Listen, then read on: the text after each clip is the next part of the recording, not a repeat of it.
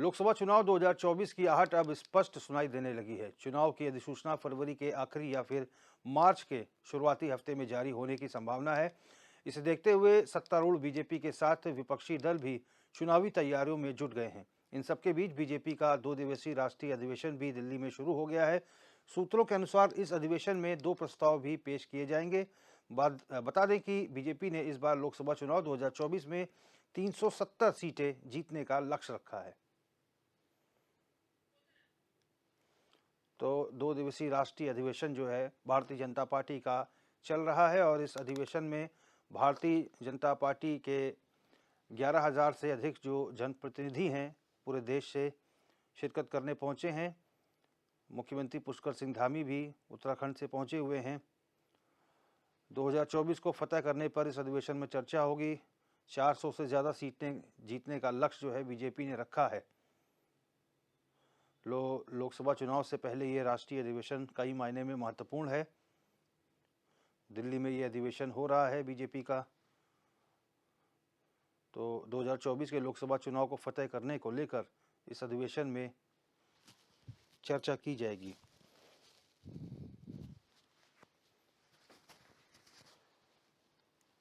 प्रधानमंत्री नरेंद्र मोदी, बीजेपी राष्ट्रीय अध्यक्ष जेपी नड्डा मंच पर बैठे हुए हैं। चुनाव से ये पहले अधिवेशन जो है बहुत महत्वपूर्ण माना जा रहा है। और इसी खबर पर फोन लाइन पर अरुण सैनी हमारे संवाददाता जुड़ चुके हैं। अरुण, बहुत कई मायनों में अगर देखा जाए तो ये अधिवेशन जो है बहुत महत्वपूर्ण है भारतीय जनता पार्टी के लिए और 400 सीटें पार करने का जो लक्ष्य रखा गया है पूरे देश में, इसे लेकर आज कुछ ज़रूरी टिप्स भी तमाम प्रतिनिधियों को दिए जाएंगे हाईकमान के द्वारा। जी रोहित, आगामी लोकसभा चुनाव को देखते हुए भारतीय जनता पार्टी अपनी पूरी तैयारियों में जुटी हुई है और आज भारतीय जनता पार्टी की राष्ट्रीय परिषद की बैठक भी जो है दिल्ली में आयोजित हो रही है, जो कि कल भी चलेगी।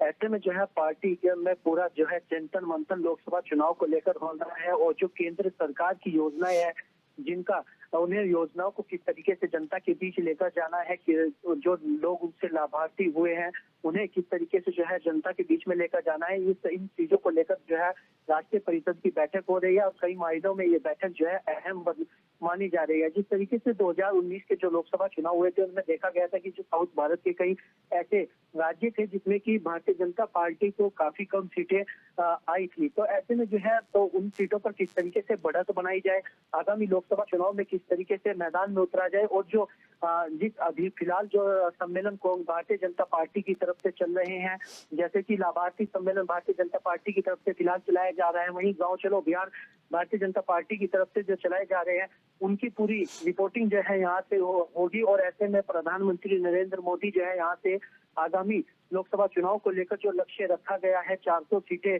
इस बार भारतीय जनता पार्टी का लक्ष्य है कि 400 सीटें जो है लानी है और वही प्रत्येक सीट को 5 लाख के अंतर से जीतना है। तो उसके लिए जो है मूल मंत्र प्रधानमंत्री नरेंद्र मोदी जो है कार्यकर्ताओं को, जो तमाम पदाधिकारी इस बैठक में मौजूद है, करीब 10,000 से अधिक जो है देश भर से जो तमाम भारतीय जनता पार्टी के पदाधिकारी वहां पर पहुंचे, उन सभी को जो है आगामी लोकसभा चुनाव के लिए जो लक्ष्य भारतीय जनता पार्टी ने रखा है उसे किस तरीके से हासिल करना है, इसका मूल मंत्र प्रधानमंत्री नरेंद्र मोदी देंगे। अरुण, हमने देखा है कि चाहे वो महाजनसंपर्क अभियान हो बीजेपी का चाहे वो मिस्ड कॉल अभियान हो, टिफिन बैठकें हो, वोटर चेतना अभियान हो, युवा मतदाता दिवस हो, इसके साथ ही संयुक्त मोर्चा प्रदेश पदाधिकारियों की बैठक हो, अनुसूचित जाति जनप्रतिनिधि सम्मेलन हो, योजना बैठक लोकसभा चुनाव की रही हो और जो विकसित भारत संकल्प यात्रा पूरे देश में चल रही है, उत्तराखंड में भी निकल रही है, इन तमाम चीज़ों को लेकर जो है अब तक का क्या कुछ फीडबैक रहा है, कितना रिस्पांस राज्यों में इसे मिला है, इसको लेकर भी चिंतन मंथन हो सकता है। और साथ ही जो गांव चलो अभियान और लाभार्थी संपर्क अभियान जो चल रहा है, इससे जनता कितना हाथों हाथ में ले रही है, इसको लेकर भी चिंतन मंथन हो सकता है। यानी कि पूरा फीडबैक लिया जाएगा समूचे देश से आए हुए जनप्रतिनिधियों से। जी बिल्कुल रोहित, जो ये राष्ट्रीय परिषद की जो बैठक बुलाई गई है, इसको लेकर जो है पूरा लोकसभा चुनाव को लेकर पूरे जो सम्मेलन इस वक्त जो भारतीय जनता पार्टी के तमाम चल रहे हैं, तमाम बैठकें जो भारतीय जनता पार्टी की हो रही है, उसमें जनता का कितना रिस्पॉन्स है और इन जो अभियान तमाम चल रहे हैं इनसे कितना रिस्पॉन्स जो है मिल रहा है, उन सभी का जो है फीडबैक भी लिया जाएगा। और साथ ही साथ जिस तरीके से जो तमाम सम्मेलन, अगर वर्तमान की बात करें तो लाभार्थी सम्मेलन भारतीय जनता पार्टी का लोकसभा स्तर पर चल रहा है, जिसमें कि केंद्र सरकार और राज्य सरकार की जो योजनाएं हैं उन्हें जनता के बीच ले जाया जा रहा है और प्रत्येक बूथ पर करीब 20 से 40 परिवारों से संपर्क किया जा रहा है जो इन योजनाओं से जो है लाभार्थी बने हैं। तो यानी कि ऐसे में उन वोटरों को भी जो है साधने का प्रयास भारतीय जनता पार्टी की तरफ से चल रहा है। तो वहीं गांव चलो अभियान जो भारतीय जनता पार्टी की तरफ से चला है, जिसमें कि मंत्री से लेकर विधायकों से लेकर तो वहीं मुख्यमंत्री भी जो है खुद रात्रि प्रवास जो है प्रत्येक गांव में जाकर कर रहे हैं और प्रत्येक बूथ पर जो है रात्रि प्रवास कर रहे हैं। वहां पर जो है केंद्र सरकार की जो योजनाएं हैं, जो नीतियां हैं केंद्र सरकार की, उसे जनता के बीच में लेकर जा रहे हैं और आगामी लोकसभा चुनाव में किस तरीके से जो है चुनाव लड़ना है, उन सभी को लेकर जो है पार्टी जिस तरीके से तैयारी कर रही है। तो तमाम सम्मेलन चल रहे हैं भारतीय जनता पार्टी के, तो उनका फीडबैक भी जो है आज इस बैठक से लिया जाएगा और कल प्रधानमंत्री जो है अपना भाषण यहाँ पर देंगे। उनके भाषण के साथ ही जो है बैठक का समापन होगा। चलिए अरुण, आप फोन लाइन पर बने रहिए। सुनीता विद्यार्थी भारतीय जनता पार्टी की प्रदेश प्रवक्ता हमारे साथ फोन लाइन पर जुड़ चुकी हैं। सुनीता जी, बहुत स्वागत है आपका। जी धन्यवाद। सुनीता जी, जो आपका राष्ट्रीय अधिवेशन 2 दिवसीय है ये शुरू हो चुका है, क्या क्या फीडबैक जो है प्रदेश से जो है अलग अलग राज्यों से जनप्रतिनिधि जो गए हैं, सीएम धामी गए हैं और भी राज्यों से लोग पहुंचे हुए हैं, क्या फीडबैक लिया जाएगा? जितने भी अभियान आपके चल रहे हैं या फिर बीजेपी को क्या रिस्पांस मिल रहा है? विकसित भारत संकल्प अभियान हो, वोटर चेतना अभियान, टिफिन बैठकें, महाजनसंपर्क अभियान और अनुसूचित जाति सम्मेलन भी हुआ। इसके साथ ही संयुक्त मोर्चा प्रदेश पदाधिकारी की बैठक हुई, योजना बैठक हुई। इन तमाम चीज़ों का क्या फीडबैक लिया जाएगा और इस बार जनता का मूड क्या है, इस पर भी चिंतन मंथन होगा इस अधिवेशन में? निश्चित रूप से रोहित जी, देखिए जिस प्रकार से चुनावी पूरा माहौल है और हमारे पूरे जो शीर्ष नेतृत्व से जितने भी सम्मेलन हमको जो भी अभियान और कार्यक्रम दिए गए थे, प्रदेश संगठन ने उन्हें बखूबी किया है और लगातार हमारे कार्यक्रम जो है जनता के बीच में चल रहे हैं।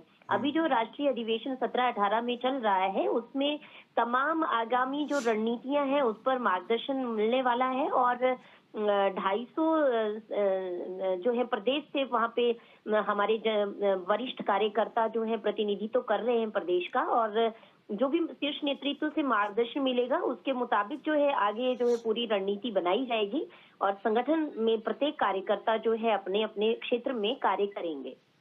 जी सुनीता जी, आप फोन लाइन पर बनी रहिए। आशीष सैनी जी, कांग्रेस के नेता, हमारे साथ फोन लाइन पर जुड़ चुके हैं। सैनी जी, बहुत स्वागत है। जी सर, नमस्कार।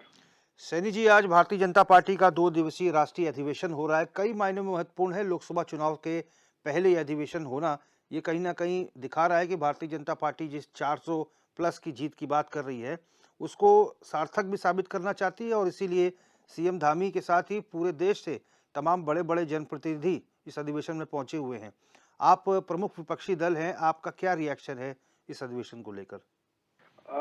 किसी भी दल का राष्ट्रीय अधिवेशन करना उस दल की एक प्रथम जिम्मेदारी भी है और सभी पार्टियां अपना राष्ट्रीय अधिवेशन, क्षेत्रीय तैयारी और अपने बूथ पर तैयारी, लोकसभा स्तर पर भी तैयारी कर रहे हैं। सभी पार्टी कर रही है तो हम बीजेपी भी कर रही है, लेकिन बीजेपी के सामने एक समस्या सबसे बड़ी आकर खड़ी हो गई है। भारतीय जनता पार्टी जिस तरीके से दूसरे दलों से, विशेष रूप से कांग्रेस के लोगों को जिस तरीके से अपने दल में लाकर नेता बना रही है, तो भारतीय जनता पार्टी के सामने पहली जिम्मेदारी की अपने कार्यकर्ताओं को समझाए कि तुम दरी बिछाओगे, तुम पार्टी का काम करोगे, मेहनत करोगे, लेकिन ऊपर से जो लाभ का पद है, सांसद का पद है, विधायक का पद है और जितने लाभकारी पद होंगे सत्ताधारी जिसमें सत्ता का हस्तक्षेप होगा, वो सब हम कांग्रेस के लोगों को या दूसरे दलों के लोगों को देने जा रहे हैं। तो भाजपा अपने कार्यकर्ताओं को समझा रही है, नए लच्छेदार भाषणों की चाशनी में उन्हें लपेटकर दोबारा मैदान में उतारा जाएगा और यही क्रम बीजेपी चला रही है। बीजेपी को ये भी समझाना है अपने कार्यकर्ताओं को कि हम बिना काम किए कैसे ध्रुवीकरण के नाम पर चुनाव जीत सकते हैं, इसकी तैयारी लगातार कराते हैं। तो मुझे लगता नहीं कि जैसे पाकिस्तान के जो सेनाधिकारी है अपने वर्दी पर मेडल लगाकर घूमते थे, उन्होंने 3 युद्ध लड़े और भारत से लड़े और तीनों में हार मिली है, तो मेडल किस बात के है? ऐसी भारतीय जनता पार्टी के सामने स्थिति आ गई है कि आप लगातार पूर्ण बहुमत की सरकारें लाने के बावजूद भी राम मंदिर और 370 वाले काम होने के बावजूद भी आप देश को एक लोकप्रिय और जो हमारी अर्थव्यवस्था के अनुकूल सरकार नहीं दे पाए। आप अपने कार्यकर्ताओं के हित में जो आपने भाषण दिए वो पूरे नहीं कर पाए। तो उसके लिए कहीं ना कहीं एक मैनेजमेंट का काम इन्हें यहाँ करना है और वो यहाँ करने के लिए अब बाध्य होंगे। कहीं ना कहीं अगर इनके कार्यकर्ताओं में अगर इनके कमर के पिछले बीच के हिस्से में अगर रीढ़ की हड्डी होगी तो ये अपनी सरकार से सवाल पूछना भी शुरू करेंगे। धन्यवाद यही मेरा कहना है। धन्यवाद आशीष सैन जी हमसे बातचीत करने के लिए। सुनीता जी, मैं आपके पास आऊँगा। सुनीता जी, चूंकि महिला आरक्षण बिल जो है ये पास हो चुका है, हालांकि ये 2029 से लागू होगा, लेकिन इस बार सुगबुगाहट है कि इस बार महिलाओं को जो है लोकसभा चुनाव में टिकट मिल सकता है। भारी संख्या में जो महिलाएं जो हैं चुनाव लड़ सकती हैं। उत्तराखंड में भी ये कहा जा रहा है कि इस बार नए चेहरों को मौका दिया जाएगा। आपको लग रहा है कि महिला इसके लिए तैयार है, और क्या ऐसी महिला नेत्री हैं जो लोकसभा चुनाव में जिता सकती हैं पार्टी को?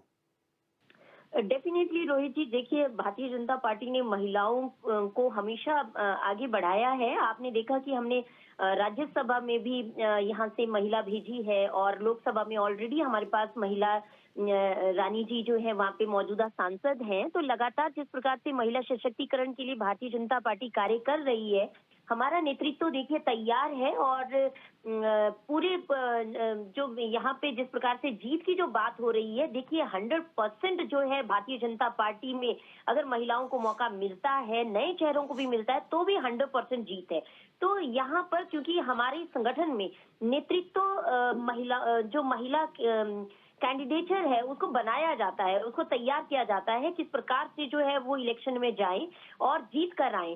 तो यहाँ पे बिल्कुल भी इफ बट वाली बात नहीं है। और जहाँ तक विपक्ष की बात है, कांग्रेस पार्टी घबराए नहीं। देखिए कांग्रेस पार्टी को आज लोग छोड़ छोड़ के इसलिए आ रहे हैं क्योंकि वहाँ पे सांगठनिक जो है वो कमजोरियां हैं। और वहाँ पे इनको मैं सिर्फ एक ही सलाह देना चाहूंगी कि गांधी परिवार की गुलामी मानसिकता से बाहर आइए, तो आप एक अच्छा विपक्ष प्रदेश में और देश में दे सकते हैं। नहीं तो मुझे लगता है कि विपक्ष में भी हाथ धोना पड़ेगा। धन्यवाद सुनीता जी हमसे बातचीत करने के लिए।